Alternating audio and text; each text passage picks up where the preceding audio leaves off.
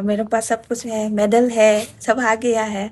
पर मेरा अभी कमी है एशियन गेम्स। हाँ। इससे पहले तो मैं उसी को ही फोकस करूंगी। और सबसे खुशी आज तक के मेरा जर्नी में मैंने क्या क्या सीखा है, मैंने क्या फेस किया है, उन सबको शेयर करने के लिए मैंने विजय सर हम दोनों ने मिलके एक मोदी नगर में वेट लिफ्टिंग वॉरियर्स करके हमने एकेडमी खोली है। इसमें 40 प्लेयर्स है, 8 to 14 ईयर्स की एथलीट है, सिर्फ फीमेल है। ओ। तो हमारी सपने थे, सर दोनों के सपने थे कि हम सिर्फ फीमेल को ही ट्रेन करें, फीमेल को ही आगे बढ़ने के लिए। वेट लिफ्टिंग में लड़कियां बहुत कम आते हैं। तो बस मैंने टोक्यो ओलंपिक के बाद लड़की लोग आना शुरू किया था, उससे पहले कोई नहीं आते थे।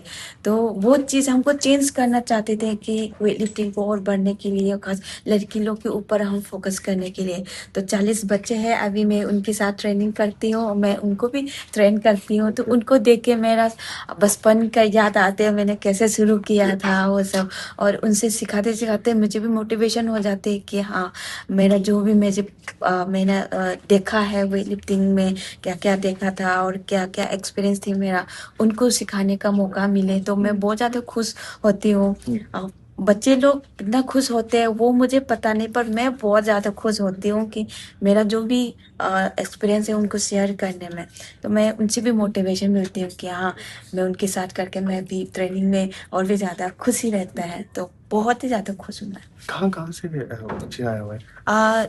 ज़्यादा से ज़्यादा नॉर्थ ईस्ट के ही है। असम से बहुत ज़्यादा है, असम से 20 बच्चे लोग हैं, मणिपुर से भी 20 लोग हैं, और जम्मू से भी है, और महाराष्ट्र से भी है। अलग अलग स्टेट के है, सब कुछ है।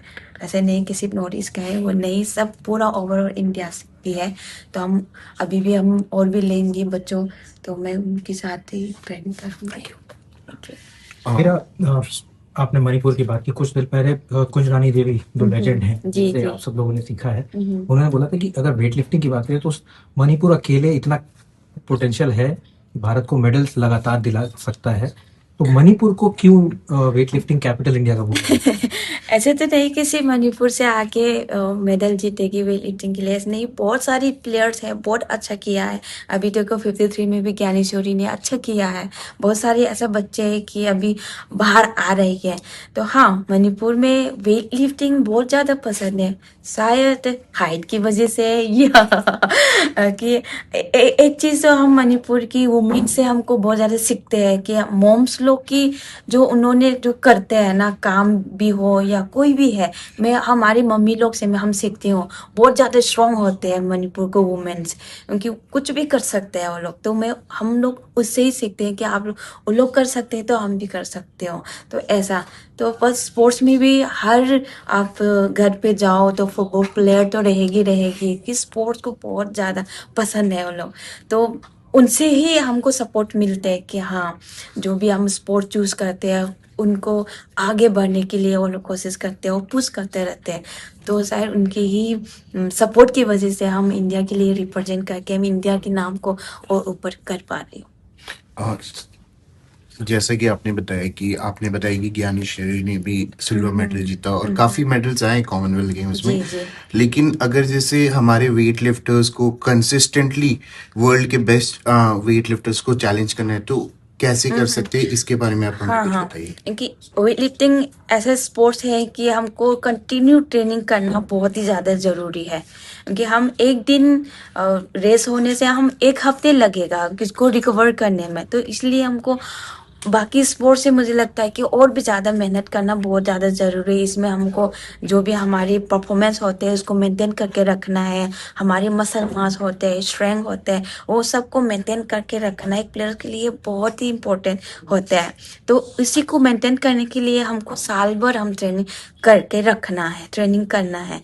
तो इसीलिए एक वेट लिफ्टिंग, एक वेट लिफ्टर्स वर्ल्ड की इसमें ऊपर तक जाने के लिए, वर्ल्ड लेवल तक पहुंचने के लिए या ओलंपिक में पार्टिसिपेट करने के लिए तो बहुत ज़्यादा सेक्रीफाइस करना ज़रूरी है।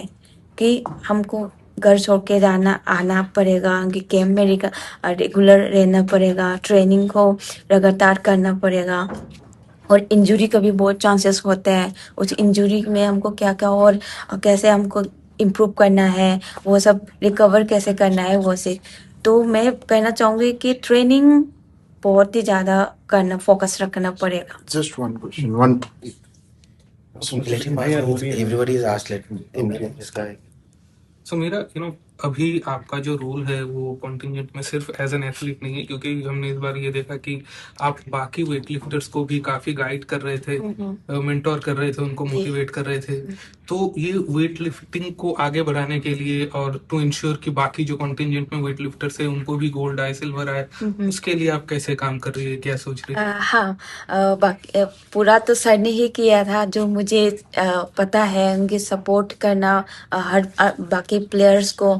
ऐसा कभी कभी सर का भी अलग थॉट होते हैं, अलग थिंकिंग होते हैं, और मेरा भी अलग होते हैं कभी कभी। और मणिपुर से जो आते हैं प्लेयर्स, उनको लैंग्वेज की प्रॉब्लम भी हो जाते हैं, और जब हम मेरा लैंग्वेज में मणिपुरी में उनको बोले तो वो समझ जाते हैं।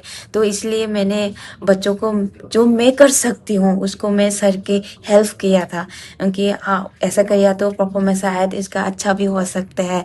तो इसलिए और खुशी भी होती हूँ मैं कि एज ए प्लेयर को मैं सपोर्ट करूँ, उनके लिए मैं हेल्प करूँ।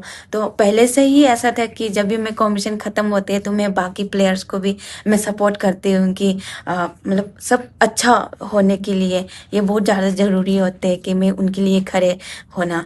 तो बहुत अच्छा लगता है कि हम एज अ मेडल के लिए भी नहीं, हमारी परफॉर्मेंस को अच्छे से स्टेज के ऊपर देने के लिए उनको थोड़ा बहुत मैं उनको उनकी चेयर अप किया तो उनको थोड़ा मोटिवेशन मिल जाएगी। तो इसलिए मैं उनको सपोर्ट देना चाहती थी। तो इस बार भी मैंने निरुपमा और मार्टिना का भी मैंने उनकी साथ में खड़ी थी कि उनका कंपटीशन में सर की सपोर्ट किया था। तो अच्छा लगता है कि ऐसा प्लेयर को मैं सपोर्ट करते हैं। तो और भी खुद के ऊपर भी मोटिवेशन, और उनके भी ऐसा लगता है कि हम उनके साथ में खड़ी हो, वो लोग अच्छा मतलब लगते होंगे कि नहीं, ऐसा सोचती हूँ मैं। बहुत ही ज़्यादा खुश हूँ कि ये मेरा 3 कॉमनवेल्थ गेम्स गोल्ड मेडल और 1 सिल्वर। तो मैं बहुत ज़्यादा खुश हूँ। इंडिया के लिए मैंने सबसे पहला गोल्ड मेडल दिया है। मैं बहुत ज़्यादा खुश हूँ इसी मेडल। जब आप ग्लासगो लास्ट टाइम गए थे तो आप एक 19 ईयर ओल्ड थे और आपने सिल्वर से अपना कॉमनवेल्थ का मेडल स्टार्ट किया था। इस बार जब आप गए यू आर 31 और आपने गोल्ड मेडल जीता है, आपका 3rd गोल्ड भी है कॉन्जिक्यूटिवली। तो कैसी फीलिंग है वो सब मिला के 19 ईयर ओल्ड से अब 31 ईयर ओल्ड कॉमनवेल्थ में?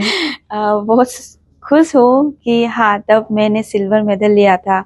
ग्लासगो में ही शुरुआत थी मेरा कॉमनवेल्थ गेम्स। तो इस बार फिर मैंने लगातार 3 कॉमनवेल्थ गेम्स गोल्ड मेडल दिया है। तो बहुत ज़्यादा खुश है। और हर प्लेयर्स का बहुत चेंजेस होते हैं। अभी मेरा एज 31 हुआ है, काफ़ी मतलब चेंज मिला है। तब मैं 19 थी, उसी टाइम में हमको परफॉर्मेंस को लेके बहुत सारी चीज़ों में हमको मेहनत करना पड़ती थी। अभी भी हम एज को लेके इसको मेंटेन करके रखना है, जो हम मेरा परफॉर्मेंस है उसको हम मेंटेन करके रखना मुश्किल होता है।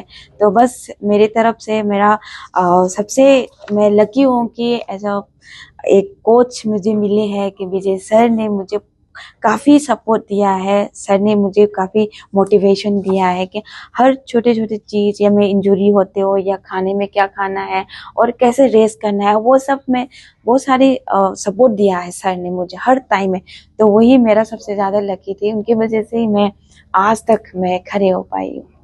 तो जब आपका मेडल कंफर्म हुआ तो किससे सबसे पहली बार आपने बात की, फोन पे, घर पे?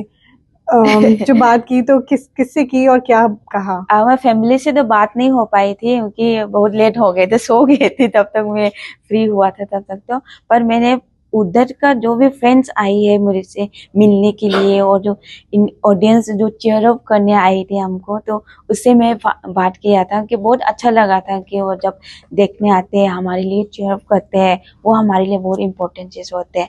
तो मैं उससे ही बात किया, और सर से भी मैं क्या था कि हमने 4 सालों में हमने क्या क्या फेस किया था वो आज खत्म हो गया है करके मैंने सर से हम बात कर रहे थे। तो बहुत ज़्यादा खुशी।